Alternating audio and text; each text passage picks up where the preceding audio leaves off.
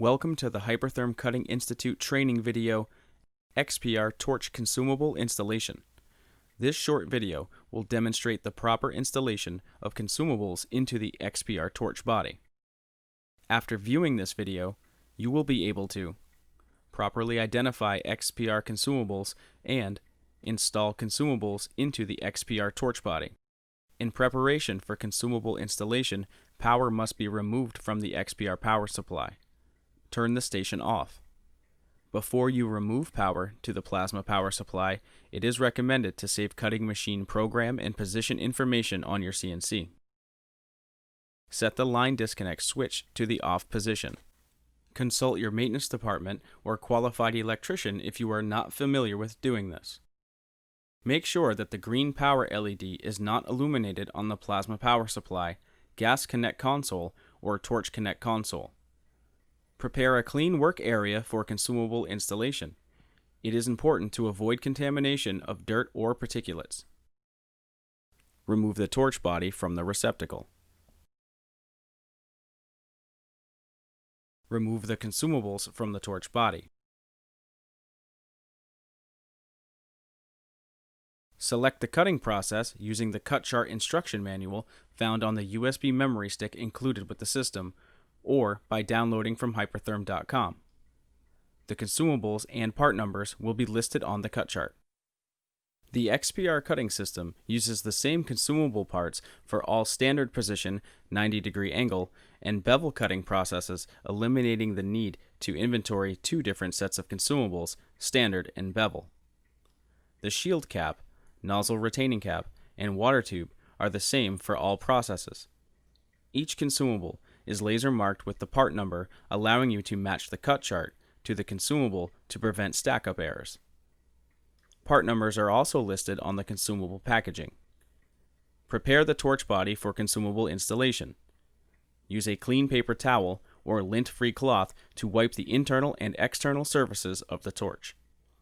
Apply a thin film of silicone lubricant to the outer O-rings of the torch body. Do not use petroleum-based lubricants. Using the XPR instruction manual as a reference, also found on the USB memory stick or by downloading from hypertherm.com, locate the How to Install Consumables section. The first consumable installed is the water tube. Insert the water tube O-ring side first. Push it in to seat the O-ring.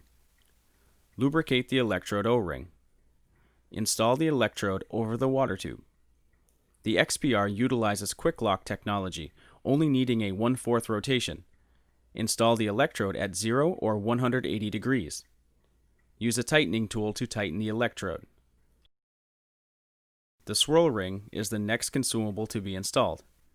Proper O-ring lubrication is crucial to prevent cracking and allow proper seating. The swirl ring is to be inserted into the nozzle. Orient the swirl ring so that the tapered side with the O-rings is facing the inside of the nozzle. Seat the swirl ring fully inside the nozzle. The nozzle is now paired with the swirl ring. Lubricate the nozzle O-rings. Push the nozzle and swirl ring down evenly into the torch body. Next is the nozzle retaining cap. Lubricate the top O-ring. Place the nozzle retaining cap over the nozzle and tighten it using the threads provided. When tightening, the cap may stop, but it can still be turned 1/4 rotation. Be sure it is fully tightened as coolant leakage can occur. The shield is installed on top of the nozzle retaining cap.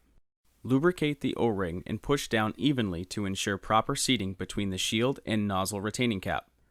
Do not install the shield into the shield cap. The final consumable is the shield cap. Lubricate the O-rings and place the shield cap over the shield and nozzle retaining cap. Tighten the shield cap fully. Note, the XPR shield cap will not seat completely as HPR XD systems. A small gap will be visible. This is normal. Now that the XPR torch body has the consumable stack installed, connect the torch body to the torch receptacle. Power on the XPR system and follow appropriate procedures to execute the cutting process. Thank you for watching this video. For more XPR videos and more, please log on to the Hypertherm Cutting Institute.